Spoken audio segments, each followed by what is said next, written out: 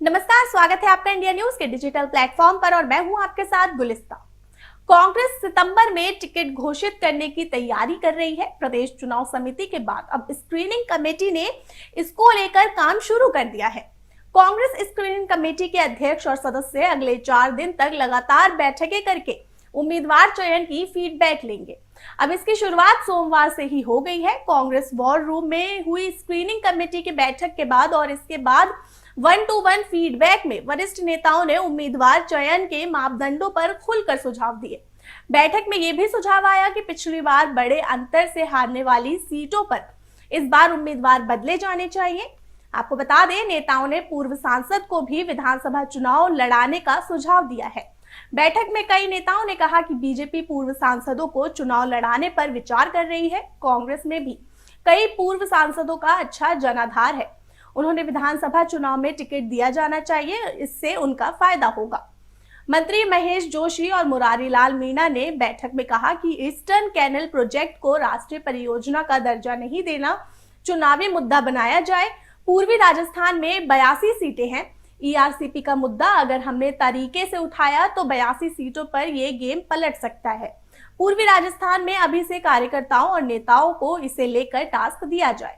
आपको बता दें कि स्क्रीनिंग कमेटी के अध्यक्ष गौरव गोगोई, मेंबर गणेश गोडियाल और अभिषेक दत्त 31 अगस्त तक रोज संभाग वार में नेताओं की बैठकें करेंगे। कमेटी की सोमवार को प्रदेश चुनाव समिति के नेताओं के साथ अस्पताल रोड में मौजूद कांग्रेस वॉर रूम में लंबी चर्चा हुई। स्क्रीनिंग कमेटी अध्यक्ष का ये पहला राजस्थान दौरा है। कांग्रेस वॉर रूम में स्क्रीनिंग कमेटी के प्रदेशाध्यक्ष गोविंद सिंह डोटासरा और वरिष्ठ नेताओं ने टिकटों के पैनल और अब तक की गई एक्सरसाइज के बारे में जानकारी दी है। ब्लॉक और जिला स्तर से आए दावेदारों के पैनल पर चर्चा हुई। इस बार प्रदेश चुनाव समिति अपने स्तर पर उम्मीदवारों की स्क्रूटनी पर ज्यादा फोकस करेगी।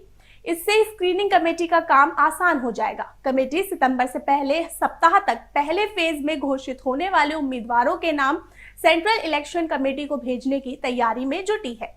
आपको बता दें, स्क्रीनिंग कमेटी की 29 सितंबर से जयपुर संभाग और नेताओं के से बैठक होगी।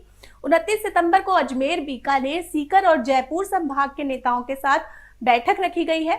30 अगस्त को भरतपुर, जोधपुर, कोटा और पाली संभाग के नेताओं के साथ बैठक होगी। अब स्क्रीनिंग कमेटी अध्यक्ष और मेंबर 31 अगस्त को उदयपुर में बैठक करेंगे। उदयपुर और बांसवाड़ा संभाग के प्रमुख नेताओं और दावेदारों के साथ बैठक करेंगे और इसके बाद सितंबर के पहले हफ्ते में स्क्रीनिंग कमेटी की जयपुर में बैठक होगी। स्क्रीनिंग कमेटी को राजस्थान की सभी 200 सीटों की सर्वे रिपोर्ट सौंप दी गई है और बता दें कि जिले से आए 3 से 5 उम्मीदवारों के पैनल भी स्क्रीनिंग कमेटी ने मंगवा लिए हैं।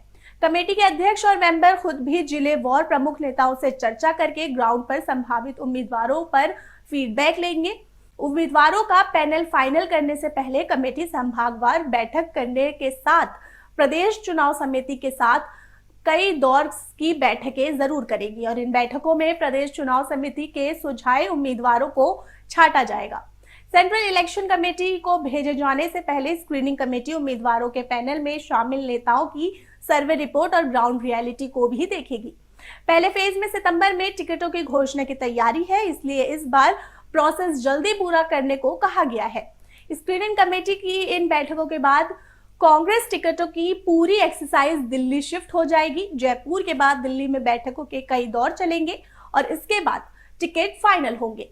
कांग्रेस पहले फेज में 50 से 60 टिकट घोषित करने की रणनीति में है। कमजोर सीटों पर इस बार खास रणनीति तैयार की गई है।